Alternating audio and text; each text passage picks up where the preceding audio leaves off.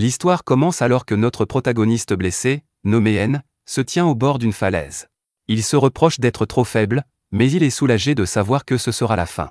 N se jette du haut de la falaise et se demande s'il a jamais été utile d'être en vie. En fin de compte, il n'a jamais été capable d'accomplir quoi que ce soit, et maintenant c'est tout simplement fini. Dans ces derniers instants, N pense à la façon dont il a été traité et à la façon dont sa vie a été la pire qui soit. Les gens l'ont traité comme une ordure, et maintenant il va mourir comme l'ordure qu'il est. Un peu plus tôt, nous voyons un guerrier affronter un monstre rat géant. Il réussit à le repousser, mais il s'impatiente lorsque sa partenaire met trop de temps à faire son incantation. Elle finit par l'achever et lance une puissante boule de feu qui rôtit complètement la bête. Une fois l'incantation terminée, le guerrier fait appel au ramasseur de poubelles de son équipe, et nous constatons qu'il s'agit d'N. N essaie de lui dire que son nom n'est pas ramasseur d'ordures, mais il finit par trébucher, et les coéquipiers d'N se moquent de lui pour son inutilité. Le mage leur dit qu'il devrait plutôt le plaindre parce que le ramasseur d'ordures n'est pas une classe commune élevée comme eux. Au contraire, il n'est qu'un vulgaire déchet. N s'excuse d'être tombé, parce qu'il doit tout porter, mais Zwad, le guerrier, lui dit de se dépêcher d'évaluer la bête. Il s'avère que le métier d'N est celui d'évaluateur. Dans ce monde, la déesse de la lumière donne aux gens un travail à la naissance, et la déesse des ténèbres leur donne des compétences. En s'entraînant, les gens peuvent perfectionner toutes sortes de capacités, mais les métiers sont transmis de génération en génération et ne peuvent jamais être modifiés. Les métiers sont divisés en 3 niveaux. Le niveau le plus élevé est réservé aux classes rares, qui ne comptent qu'une poignée de personnes très talentueuses. Il s'agit notamment des riches marchands et des stratèges militaires. Au milieu se trouve le niveau le plus commun, qui comprend des gens comme ses coéquipiers, Zwad et Jolene. Ce sont des épéistes, des mages et d'autres personnes capables de se battre. Enfin, le niveau le plus bas est le bas commun.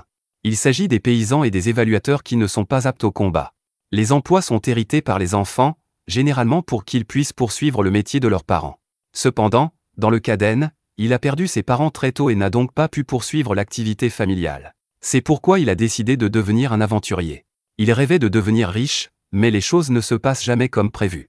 N utilise ses compétences en matière d'évaluation et constate que le rat est classé F. Pour sa rareté, c'est le moins qu'on puisse dire, mais, étonnamment, son incisive est classée D. N ne parvient pas à arracher l'incisive. Ne parvenant pas à arracher la dent, N demande de l'aide à Zwad. Zwad est insulté, car il ne toucherait jamais un rat dégoûtant, et Jolene rappelle à N que c'est le travail du ramasseur d'ordures de s'occuper des déchets. Zwad frappe N avec une pierre et s'énerve encore plus quand N lui jette un coup d'œil. Il donne un coup de pied à notre garçon et Jolene lui rappelle qu'il le protège. Elle lui dit qu'il devrait être plus reconnaissant, et N n'a d'autre choix que de s'excuser. Il sait que ce monde est injuste et se remet au travail. Ses coéquipiers continuent de se moquer de lui alors qu'il fait simplement son travail, et Jolene est dégoûtée par ce qu'il doit faire. Ils n'en reviennent pas de voir à quel point l'évaluation est un travail d'ordure, et ils ont du mal à regarder N enfoncer sa main dans la gueule du rat. Elle ne peut qu'être d'accord avec eux, car tout ce qu'il sait faire, c'est trouver et tailler des matériaux dans les monstres. C'est à peu près l'équivalent de fouiller les poubelles. Zwad en rajoute en soulignant qu'N ne fait partie de son groupe que parce que Zwad ne voulait pas mettre des morceaux de monstres dégoûtants dans son sac magique. Les 2 hommes l'appellent le « ramasseur d'ordures » et lui disent de se dépêcher pour qu'ils puissent continuer leur mission. N s'exécute car il n'a pas d'autre choix que d'endurer. La seule façon de survivre dans ce monde est de faire son travail et de ramasser les ordures. Quelques instants plus tard, Zwad n'en croit pas ses yeux, il tombe sur le cadavre d'un chien de l'enfer. Zwad envoie le ramasseur d'ordures chercher des pièces, mais N hésite. Les renseignements de la guilde indiquent que ce type de monstre ne devrait pas se trouver dans ce donjon. Bien sûr, Zwad lui dit simplement de faire son travail, et les 2 abrutis réfléchissent à tout ce qu'ils vont faire avec l'argent. L'évaluation d'N révèle que les pièces du chien de l'enfer ont une rareté B, et il commence à le démonter. À ce moment-là, Zwad remarque qu'il y a un autre chien de l'enfer à proximité et demande avec enthousiasme à N de s'en occuper aussi. Mais N reste figé de terreur, car il est plus intelligent que Zwad et s'aperçoit que quelque chose ne va pas. La carte de la guilde indique qu'il ne devrait y avoir qu'un seul couloir. Zwad rejette son inquiétude en disant que la carte est simplement erronée, mais N pense que c'est un signe terrible et dit qu'il devrait partir. Zwad se fiche éperdument de son opinion et dit à N de partir de lui-même. Il est fatigué de toutes ces discussions et menace de licencier N s'il ne les suit pas. Zwad dit qu'il ne paiera même pas à N ce qu'il a gagné et lui donne une dernière chance de changer d'avis. N se trouve dans une situation très difficile, car peu de groupes acceptent de prendre quelqu'un qui a un travail sans valeur comme le sien. Faire partie du groupe de Zwad est le seul moyen pour lui de joindre les 2 bouts, il n'a donc pas d'autre choix que de le suivre. N est furieux, mais il sait que la vie n'est pas juste. Un peu plus tard, Zwad est encore plus heureux lorsqu'il trouve une tonne de chiens de l'enfer tués. N est inquiet et se demande ce qui peut bien vaincre ces monstres de haut niveau. S'il s'agissait d'autres aventuriers, ils auraient ramassé les objets. Zwad n'a pas envie d'utiliser son cerveau, mais N est terrifié lorsqu'il lui fait remarquer que plusieurs chiens de l'enfer vivants sont apparus. Les abrutis réalisent enfin qu'ils sont en grand danger, et N détermine que la meute devait simplement se battre pour de la nourriture. Jolene doute qu'il puisse même vaincre l'une de ses bêtes, et il décide donc de s'enfuir. La fuite semble également impossible, mais Wad élabore un plan sinistre. Le regard mauvais, il demande à Jolene de jeter un sort de paralysie à N. N est horrifiée, mais Jolene est d'accord. Elle s'excuse, car elle n'est pas encore prête à mourir, et elle paralyse notre héros. Elle lui explique que s'il a de la chance, la paralysie disparaîtra bientôt et qu'il pourra peut-être s'enfuir avant d'être mis en pièces. Zwad tape du pied sur N et annonce à la meute que le dîner est servi. N ne peut que regarder avec horreur ses coéquipiers lui dire au revoir et l'abandonner. Il a du mal à trouver les mots pour implorer de l'aide, mais il est trop tard. La meute s'abat sur N et commence à le déchirer. Heureusement, la douleur annule la paralysie et N est capable de se défendre. En jetant son sac, il découvre toutes les pommes qu'il transportait, ce qui lui donne juste assez de temps pour s'échapper. N s'enfuit en boitant aussi vite qu'il le peut, mais il est horrifié de constater que ses perfides coéquipiers ont bloqué la sortie. Les traîtres l'ont enfermé, mais heureusement, il y a un autre couloir. Malheureusement, il ne mène qu'à une impasse, et les bruits des chiens de l'enfer lui font comprendre qu'N ne peut pas non plus faire demi-tour. Aller de l'avant, c'est tomber de la falaise et mourir, et reculer, c'est être dévoré vivant. N ne peut que rire alors qu'il doit faire un choix horrible, et il blâme sa naissance en tant qu'évaluateur sans valeur. Il est devenu un aventurier dans l'espoir de changer sa vie, mais il n'a fait que subir des moqueries. N a baissé la tête devant les moqueurs, mais il a fini par être abandonné. N blâme une fois de plus sa compétence d'évaluation inutile, mais commence à se demander si elle est vraiment à blâmer. C'est alors que, dans un moment de lucidité, il se rend compte que c'est lui qui est à blâmer. Il a tout mis sur le dos de son travail et s'est enfui en s'imposant des limites. Malheureusement, il est trop tard, mais N a compris que c'est de sa faute s'il est si faible. N se jette à l'eau, et nous entendons ce qu'il a dit au début, il a été traité comme une ordure, et maintenant il va mourir comme une ordure. Quelques instants plus tard, nous retrouvons N inconscient dans un endroit étrange, tandis qu'une femme mystérieuse s'approche de lui. Elle embrasse notre héros sur le front et il se réveille quelques instants plus tard. N est stupéfait de constater qu'il est toujours en vie et que toutes ses blessures ont été guéries. Il est alors étonné de voir un arbre géant entouré de murs d'eau géants, et il utilise sa compétence d'évaluation sur une gouttelette qui tombe de l'arbre. Les résultats de l'évaluation stupéfient notre garçon, car il révèle qu'il s'agit d'une gouttelette de l'arbre-monde. Son évaluation de l'arbre confirme qu'il s'agit bien de l'arbre du monde, mais cela le choque car il ne pensait pas qu'il existait réellement. La légende raconte qu'il y a très longtemps, le monde n'avait qu'un seul arbre-monde. Pour produire l'énergie magique qu'ils utilisent au quotidien, les hommes respirent le mana de l'atmosphère et le transforment dans leur corps. L'arbre responsable de ce mana est l'arbre-monde. Il est supposé s'être desséché il y a longtemps, mais personne n'a pu comprendre comment le mana a pu subsister. Les génies ont supposé que d'autres arbres du monde avaient dû exister, mais malgré l'exploration de chaque centimètre carré du sol, aucun n'a jamais été trouvé. C'est logique, car personne n'aurait l'idée de chercher aussi profondément dans un donjon aléatoire. N sait que c'est l'arbre qui lui a sauvé la vie, alors il le remercie, mais il entend une voix tout près de lui. Il n'y a rien, alors il l'ignore, et il est surpris de constater qu'il n'y a pas de monstre dans les parages. N se demande ce qu'il va faire, car il est sûr que les traîtres n'enverront pas d'aide, et il n'a plus rien à manger. N ne peut qu'aller de l'avant et remercie l'arbre une dernière fois. Alors qu'il s'en va, nous voyons apparaître la mystérieuse fille de tout à l'heure, qui s'inquiète pour notre garçon. Il s'agit clairement d'un territoire inconnu, car rien de tout cela ne figurait sur la carte de la guilde. C'est pourquoi N craint qu'il n'y ait des monstres encore plus puissants que les chiens de l'enfer dans les environs. Ces derniers l'ont bien amoché, mais N se ressaisit car il n'a pas d'autre choix que d'aller de l'avant. Son expérience de mort imminente lui a donné une nouvelle vision de la vie et il se promet de ne plus jamais s'imposer de limites. Armé d'un rocher, N se ferait un chemin dans le donjon, mais il est choqué par l'absence de monstres. C'est bien sûr un soulagement, et il ne lui reste plus qu'à trouver un moyen de s'échapper. Malheureusement, le cauchemar ne fait que commencer, car quelque chose coupe l'oreille d'N. La douleur est insupportable et il tente de récupérer son oreille, mais quelque chose lui tranche les doigts. N utilise l'évaluation sur l'attaquant, et il est horrifié de découvrir qu'il s'agit d'un gremlin de rang S.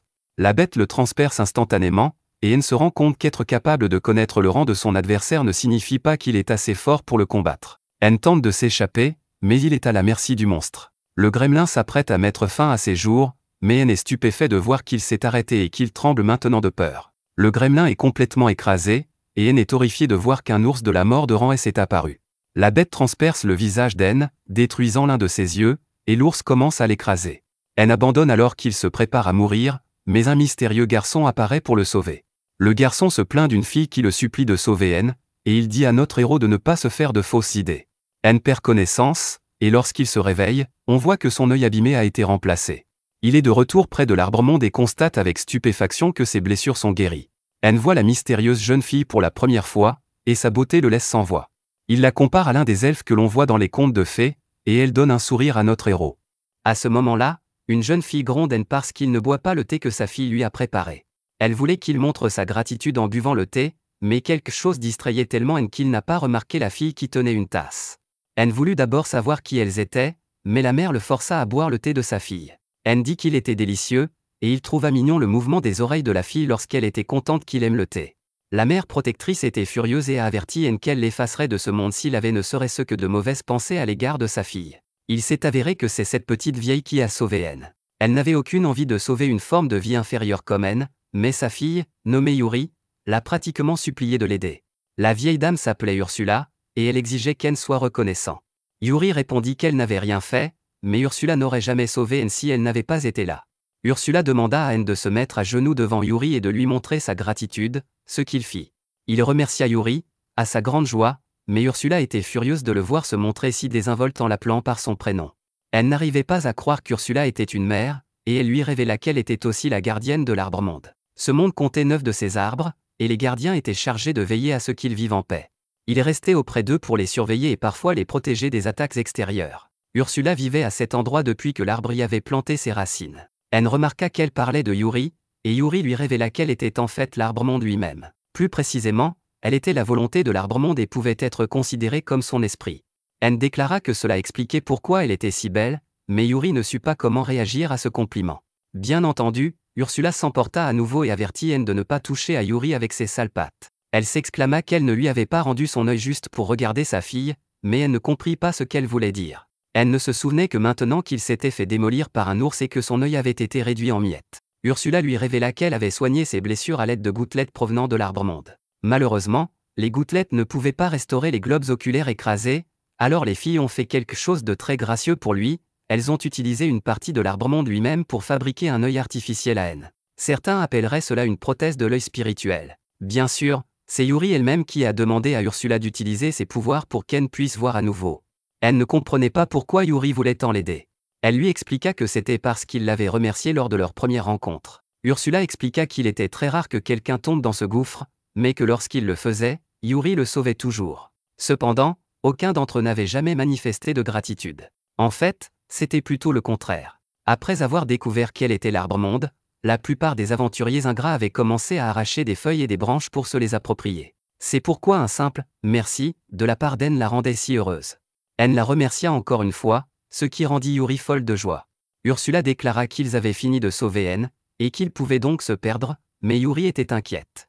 L'abîme était vraiment dangereux et elle craignait que Anne ne meure. Bien sûr, la minuscule vieille dame s'en moque éperdument, mais Yuri se demande s'il y a quelque chose qu'elles peuvent faire. Ursula lui rappela que son serment de gardienne ne lui permettait de s'éloigner de Yuri qu'à une certaine distance.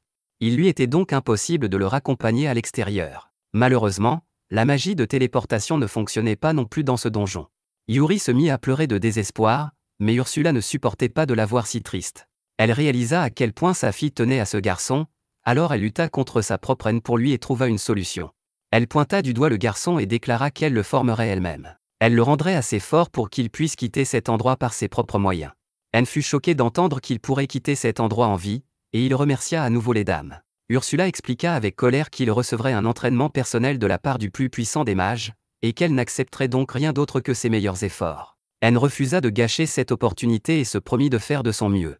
Alors qu'il se mettait en route, Anne se demanda si Ursula n'avait pas l'intention de le jeter directement dans la bataille. Ursula n'apaisa pas son inquiétude en lui expliquant qu'en commençant par des études théoriques, cela prendrait une éternité et qu'Anne serait un vieillard grinçant à la fin de sa formation.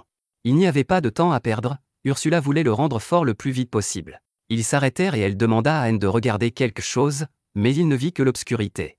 Ursula gronda le demi-esprit et lui rappela que son œil gauche avait été généreusement remplacé par un morceau de l'Arbre-Monde. Anne répondit que sa vision n'avait pas changé du tout, mais Ursula lui expliqua que c'était seulement parce qu'il manquait de conscience. À ce moment-là, Anne réfléchit profondément à la façon dont il avait perdu son œil et était tombé dans l'obscurité. Ce n'est que lorsque Yuri lui a donné cet œil qu'il a pu voir à nouveau. Tout ce qu'il verrait désormais dans ce monde serait dû à la lumière dont Yuri l'avait gratifié. À ce moment-là, alors qu'il pensait à sa gratitude, l'œil d'Anne commença à chauffer. Il ouvrit les yeux et fut choqué de constater qu'il se trouvait dans un endroit complètement différent. Ursula, satisfaite, déclara qu'il était enfin temps pour lui de commencer son entraînement. Elle réveilla un monstre semblable à celui qui l'avait attaqué la première fois, et celui-ci attaqua rapidement. Ursula expliqua que, pour la première étape, Anne devait esquiver tous les mouvements du monstre. Anne se demanda si c'était possible, mais Ursula lui rappela qu'il avait le pouvoir d'appréciation. C'est vrai, mais Anne lui fait remarquer que la compétence d'évaluation n'est utile que pour obtenir des informations. Ursula le traita d'enfant stupide et lui révéla que l'évaluation avec l'œil spirituel n'avait rien à voir avec l'évaluation avec des yeux humains. Anne utilisa l'évaluation avec son œil spirituel et fut choquée de constater qu'il évaluait en fait le prochain mouvement du monstre. L'évaluation était très descriptive, puisqu'elle disait que le monstre utiliserait sa faux pour lui couper l'oreille droite, et Anne fut stupéfait. Sa stupéfaction ne dura cependant pas longtemps, car Anne resta là et la bête lui coupa l'oreille. Alors qu'il se tordait de douleur, Ursula expliqua qu'un œil spirituel pouvait évaluer bien plus que n'importe quel humain. Il pouvait évaluer les mouvements de l'adversaire, et Anne confirma que la bête avait fait exactement ce qu'il avait évalué. Anne ayant perdu beaucoup de sang, Ursula le soigna immédiatement. Elle apporta des gouttelettes que Yuri lui avait gentiment données. Avec ces gouttelettes, peu importe qu'Anne se fasse découper en tranches, Ursula pourra le soigner à nouveau. Elle voulait qu'Anne apprenne sérieusement de nouvelles techniques, et il n'y avait pas de temps à perdre. Le monstre se dirigea vers une nouvelle attaque, et l'évaluation révéla qu'il attaquait sa jambe gauche avec sa faux. Malheureusement, il ne pouvait pas l'esquiver avec ses réflexes actuels. Il lui serait utile de connaître le moment exact de l'attaque, mais il se rappela qu'il avait maintenant un œil spirituel et qu'il lui suffisait de penser au-delà des limites humaines. Anne tenta d'utiliser la réappréciation, et il fut choqué de voir qu'elle fonctionnait. Le système indiquait que l'attaque se terminerait dans 5 secondes, et Anne commença à compter. Son timing était parfait, et il réussit étonnamment à esquiver l'attaque. C'était la première fois qu'il esquivait une attaque d'un monstre de rang S, et il ne pouvait pas être plus heureux. Il essaya de partager son bonheur avec Ursula, mais il se laissa distraire et se fit à nouveau découper. Anne se rendit compte qu'il ne devait pas être trop arrogant et qu'il devait travailler dur. Il voulait être capable d'utiliser l'évaluation aussi naturellement que la respiration.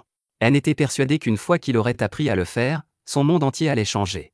Anne esquive plusieurs autres attaques et nous apprenons qu'une semaine s'est écoulée depuis le début de l'entraînement. Anne utilise beaucoup mieux son évaluation maintenant, mais il célèbre une fois de plus trop tôt et se fait découper.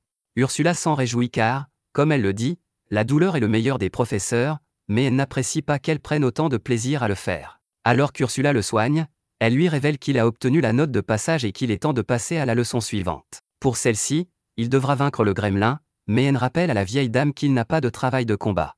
Ursula, bien sûr, le sait et lui explique qu'il n'aura pas à se fier à ses compétences, mais à son œil spirituel. Elle remet à notre garçon une épée en bois fabriquée à partir de l'arbre-monde et révèle que Yuri a insisté pour qu'elle soit donnée à Anne. Yuri a eu la douleur de casser une de ses branches juste pour Anne, alors Ursula dit qu'il ne peut pas refuser.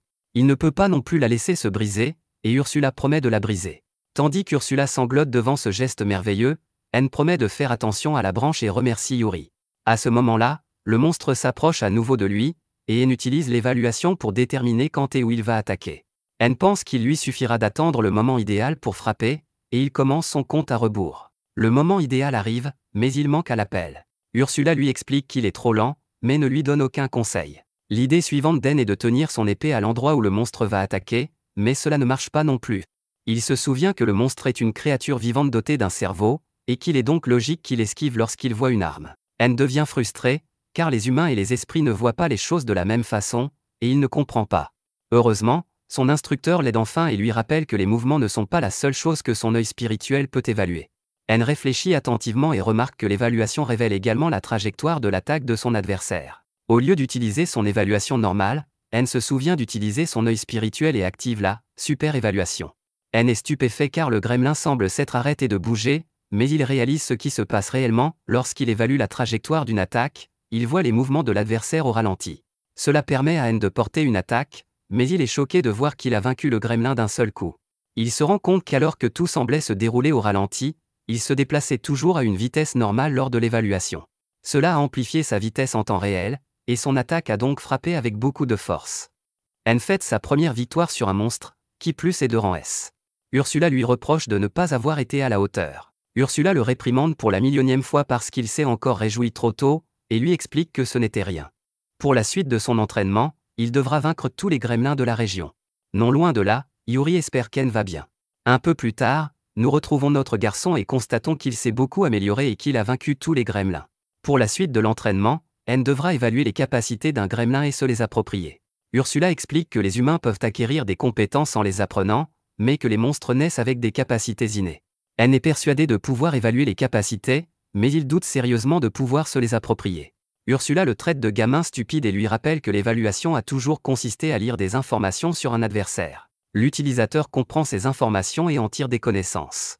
Cependant, maintenant qu'N possède un œil spirituel, il peut faire plus qu'acquérir des connaissances à partir de ces informations, il peut aussi acquérir de l'expérience. N fait un essai sur l'un des cadavres, mais il ressent une douleur intense. Alors qu'il hurle à l'agonie, N décrit cela comme une information qui lui est directement enfoncée dans le cerveau. N se demande s'il a maintenant les capacités du gremlin, et Ursula lui demande de les tester. N découvre qu'il a maintenant une vitesse incroyable, mais son corps n'est pas en mesure de gérer tout cela.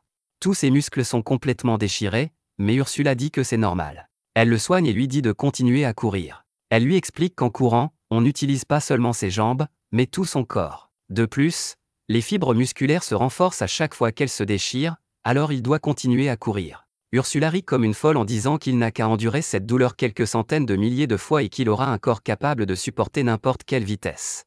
Après plusieurs jours de course, les fibres musculaires d'En cessent de se déchirer et il acquiert un physique fort et souple. La voix d'En semble devenir plus grave, car il est maintenant beaucoup plus confiant, et il pense qu'il pourrait être prêt à affronter un ours de la mort. Ursula lui rappelle qu'il ne doit pas s'enorgueillir, car il lui reste encore beaucoup de chemin à parcourir. En s'en veut beaucoup, mais Ursula décide de l'aider encore plus. Elle déteste vraiment le faire, mais elle va maintenant laisser En évaluer ses capacités. Il se demande ce que c'est, alors elle lui fait une démonstration. Elle se demande s'il l'a évalué à temps, mais Ursula ne lui a même pas donné d'avertissement. Ursula explique que ce qu'elle vient d'utiliser s'appelle l'incantation de Défausse. Il s'agit d'une capacité qui permet à une personne d'utiliser la magie simplement en y pensant. Cela signifie qu'elle peut l'utiliser sans avoir recours à une incantation comme tout le monde doit le faire. C'est assez incroyable, alors Ursula lui dit de se dépêcher d'évaluer l'incantation de dissipation et la boule de feu. Elle recommence, mais cette fois-ci, c'est N qui l'évalue.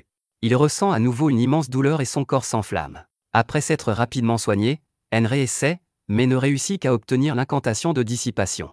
Après 5 jours d'entraînement avec ses capacités, il était clair que ce ne serait pas facile. N n'a pas un travail axé sur la magie, sa capacité magique est donc faible et il s'effondrerait immédiatement. Lorsqu'il n'avait plus de pouvoir magique, Yuri utilisait une gouttelette de l'arbre-monde sur lui. Les gouttelettes sont extraordinaires, car elles ne se contentent pas de reconstituer les pouvoirs magiques, elles augmentent également la capacité magique totale d'une personne. La seule condition est qu'elles doivent être consommées lorsque la personne est complètement à court de magie, sinon les avantages magiques ne fonctionnent pas. Pour cette raison, N devait continuer à épuiser sa puissance magique. Cependant, au bout d'un mois, N n'est plus seulement capable de lancer 1 millier de boules de feu à la fois, il peut également faire de la magie de niveau moyen. Les capacités qu'il a copiées du gremlin et d'Ursula, son physique inlassablement entraîné et sa capacité magique accrue, sans parler de la super évaluation de ses yeux spirituels, tout cela lui permet de penser qu'il est désormais suffisamment capable de relever le prochain défi. Ursula est d'accord et déclare qu'il est temps pour N de prendre sa revanche. Ils partent à la recherche du Desbiraire, mais Ursula demande pourquoi N est si nerveux. Ursula répond que si N est encore assez faible, il est beaucoup plus fort qu'avant. En fait, elle est irritée par le fait qu'il ait été capable d'assimiler les choses beaucoup plus vite qu'elle ne le pensait. Elle est sûre qu'N gagnera tant qu'il mettra son entraînement à profit. N est heureux de constater que même elle peut être gentille, mais elle le précipite dans la bataille. N se rend compte qu'il n'est plus ce qu'il était et reprend confiance en lui. N défie le porteur de mort de front et commence par un barrage de boules de feu. Ursula se moque de lui en raison de son manque de précision, mais il réussit au moins à créer un écran de fumée. N utilise sa vitesse folle pour se mettre en position, et il se sert de son super pouvoir d'appréciation pour tout ralentir. Il enchaîne avec une attaque tempête de vent qui fait de sérieux dégâts.